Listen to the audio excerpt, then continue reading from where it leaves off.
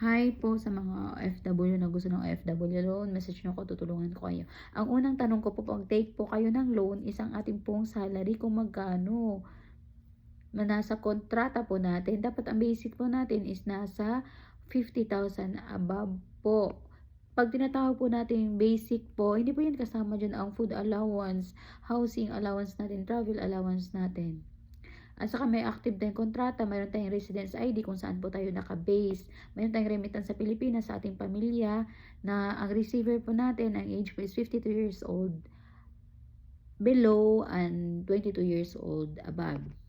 Nakapangalan po mismo sa kanila ang ating pong padala. Hindi po kung kanino-kaninong GCash. May isa pong nagtanong sa akin na OFW na kung pwede po ba daw yung bank account or ATM ng OFW, ATM niya sa Pilipinas, naiwan sa family sa Pilipinas. Okay lang po, kahit ang transfer po natin salary is bank to bank, bank po kung saan kayo nagtatrabaho dito sa ibang bansa at saka bank sa Pilipinas, as long as yung card is hawak ng receiver natin sa Pilipinas. Kahit sa inyo po nakapangalan, okay lang po, pwede po yan siya. Tapos po, ang nasa ibang bansa po like nag-migrate na po kayo, hindi po pwede. Dapat meron po kayong naiwan na pamilya sa Pilipinas na hindi po senior citizen. Meron po tayong active na remittance po. At saka yung mga OFW din po na nag-i-inquire po sa akin kung makapag-take ba sila ng loan, kung mayroon silang loan sa Pilipinas.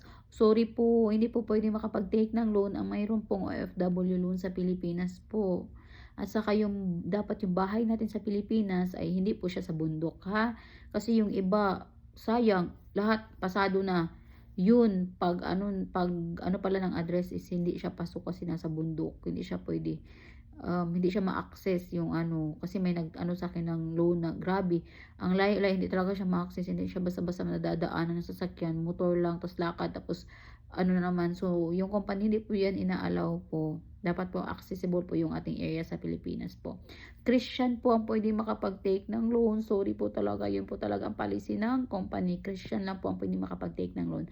Ang nasa Middle East po, Saudi Arabia lang po, at saka United Arab Emirates ang pwede makapag-take ng loan.